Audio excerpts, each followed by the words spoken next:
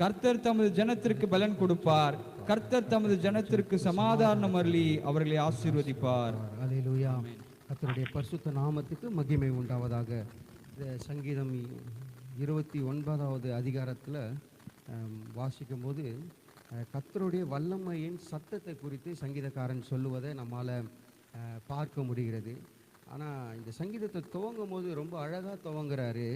பலவான்களின் புத்திரரே, கர்த்தருக்கு மகிமையும் வல்லமையும் செலுத்துங்கள். அல்லேலூயா. பாருங்களேன், சிலர் நம்மளை பார்த்து நிறைய நேரத்தில் வந்து நம்மளுடைய பலவீனத்தை தான் வந்து பர்டிகுலராக நம்ம சுட்டி காட்டுவாங்க.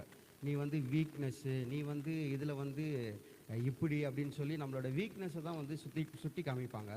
ஆனால் சங்கீதக்காரன் சொல்லும் போது சொல்கிறாரு, பலவான்களின் புத்திரரே, அதாவது நல்ல ஸ்ட்ரென்த்து உள்ளதான பிள்ளைகளே அப்படின்னு சொல்லி தான் இந்த சங்கீதத்தை துவங்குறார். அல்லேலூயா. இன்னைக்கு நமக்கு இந்த சங்கீதம் சொல்லி கொடுக்கறதான காரியம் என்னவென்று சொன்னால், நீங்களும் நானும் பலவீனர் அல்ல, நாம் பலவான். அல்லேலூயா. கர்த்தர் நம்மை பலவீனத்துக்கென்று அழைக்கல, பலவான் என்று அவர் அழைத்திருக்கிறார். அல்லேலூயா. இயேசு கிறிஸ்து நம்மை பலப்படுத்தும்படியாக தான், நாம் வந்து பலனுள்ளவர்களாக இருக்கும்படியாக தான் அவர் கல்வாரி சிலுவையிலே தன்னுடைய பலனெல்லாம் இழந்தார். அல்லேலூயா.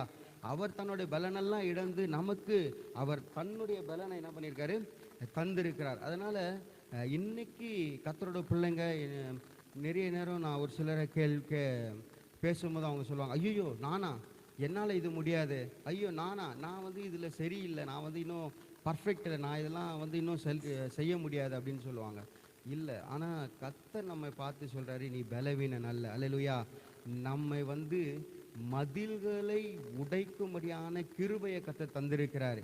அதனால தான் பார்த்தீங்கன்னா மோசே வந்து பலவீனமான ஒரு பாண்டமாக தான் இருந்தான். அவன் சொல்கிறான், என்னால் முடியாது, நான் எப்படி போய் நிற்க முடியும் அப்படின்னு சொல்லும்போது கர்த்தர் மோசேவை தெரிந்து கொண்டு அநேக ஜனங்களை வழி நடத்தும்படி கர்த்தர் தெரிந்து கொண்டார். அல்லேலூயா.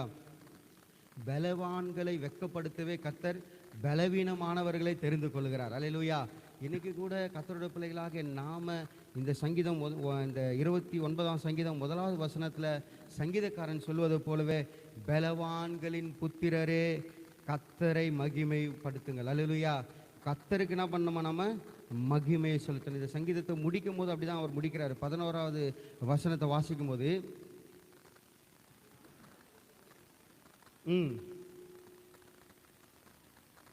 அவர்களை என்ன பண்ணுவாரா, ஆசீர்வதிப்பார். அவர் தம்முடைய ஜனத்திற்கு பலனை கொடுக்கிற தேவன். அவர் வந்து எங்கெல்லாம் நாம் வந்து ஒருவேளை நீங்கள் இந்த காரியத்தில் எனக்கு பலன் வேணும், இந்த காரியத்தில் நான் வந்து இன்னும் சரியாகணும், இந்த காரியத்தில் நான் வந்து இன்னும் நான் ஸ்ட்ரென்த் ஆகணும் அப்படின்னு சொல்லி ஒரு சில காரியங்களுக்காக நீங்கள் ஜெபிப்பீர்கள் என்று சொன்னால், நிச்சயமாகவே கர்த்தர் தம் ஜனத்திற்கு பலனை அருளுவார். அல்லேலூயா.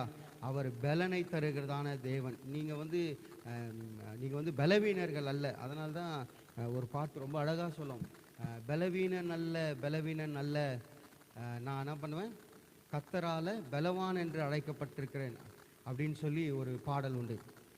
நாம் வந்து பலவீனர்கள் அல்ல, நீங்களும் நானும் கர்த்தரால் தெரிந்து கொள்ளப்பட்டதான கர்த்தரோட பிள்ளைகள்.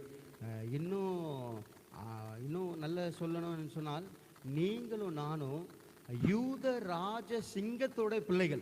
அல்லேலூயா. யூத ராஜ சிங்கத்தோட பிள்ளைகள். அப்போ சிங்கத்தோட பிள்ளை எப்படி இருக்கணும், ஓடி ஒளியணுமா? சிங்க குட்டிகள் என்ன பண்ணாது, தாழ்ச்சி அடையாது, பட்டினியாக இருக்காது.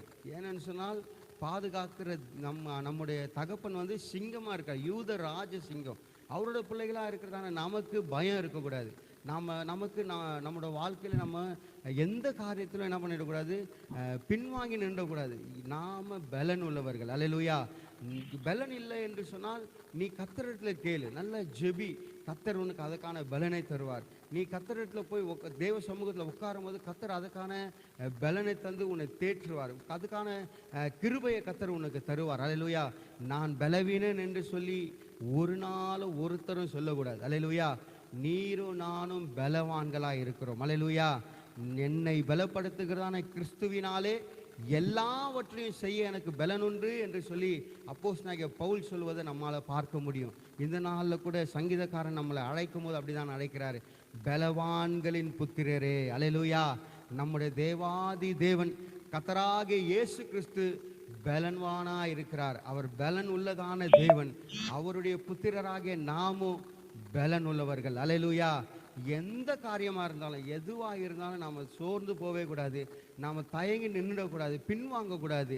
நாம் முன்னேறி ஜெபத்தோடு ஒரு ஒரு ஸ்டெப் முன் வைக்கும் போது நிச்சயமாக கர்த்தர் நமக்கு என்ன பண்ணுவார், ஒரு பலனை தருவார். எந்த காரியமாக இருந்தாலும், அது படிப்பாக இருக்கலாம், வேலையாக இருக்கலாம், இல்லை வேற ஏதாவது சரீரத்தில் வேண்டியதான பலனாக இருக்கலாம், ஜெபிக்கிற காரியமாக இருக்கலாம், ஊழியங்களாக இருக்கலாம். ஒரு சிலர்லாம் ஊழியத்தை எதனா ஒரு காரியத்தை நீங்கள் செய்யுங்க பிரதர், இன்றைக்கி வந்து இந்த பிரசங்கம் பண்ணுங்க, இந்தாங்க ஒரு பாட்டு பாடுங்க, ஒரு வொர்ஷிப் பண்ணுங்க அப்படின்னு சொன்னால், ஐயோ நானா, நான் அதுக்கெல்லாம் தகுதி இல்லை, நான் அதெல்லாம் முடியாது, ஐயோ நான் இன்னும் பர்ஃபெக்ட் இல்லை அப்படின்னு சொல்லிவாங்க. இல்லை இல்லை இல்லை, கர்த்தர் நம்மை பலவான் என்று அழைத்திருக்கிறார். நீ பர்ஃபெக்ட் இல்லைன்னு எவ்வளோ நாள் நீ பர்ஃபெக்ட் இல்லாமல் இருக்க முடியும்?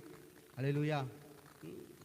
வசனம் ரொம்ப அழகாக சொல்லுது, நாம் என்ன பண்ணணுமா, பரிசுத்தத்தின் மேலே பரிசுத்தம் அடையணும். பரிசுத்தமாக இருக்கிறவர்கள் இன்னும் பரிசுத்தமாகட்டும் தான் இருக்குது. ஒருவேளை பலவீனமாக இருக்கிறவங்க இன்னும் பலவீனமாகட்டும், ஜெபிக்காதவங்க இன்னும் ஜெபிக்காமே போகட்டும், வொர்ஷிப் பண்ணாதவங்க இன்னும் வொர்ஷிப் பண்ணாமே போகட்டும் அப்படின்னு வசனம் சொல்லுது. இல்லையே, கர்த்தருடைய வசனம் நமக்கு ரொம்ப அழகாக சொல்லுது, பரிசுத்தமாக இருக்கிறவங்க இன்னும் பரிசுத்தமாக, இன்னும் நீ வளரதான் செய்யணும். நம்மளோட வாழ்க்கையில் நம்ம பலத்தின் மேலே பலன் அடைய தான் செய்யணும். நீ ஒரு ஊழியத்தை செய்கிறேன்னா அந்த ஊழியத்துலேருந்து இன்னும் க்ரோத் வரணும், இன்னும் கொஞ்சம் அதுக்கு அடுத்த ஸ்தானத்துக்கு தான் நீ போகணும். நம்ம கண்டி அதுக்கு கீழே நம்ம என்ன பண்ணக்கூடாது, வந்துடக்கூடாது. அல்லேலூயா.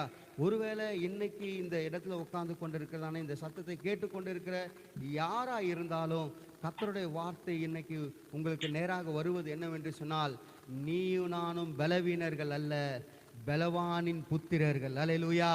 பலவானின் புத்திரரே என்று சொல்லிதான் கர்த்தர் நம்மை அழைத்திருக்கிறார்.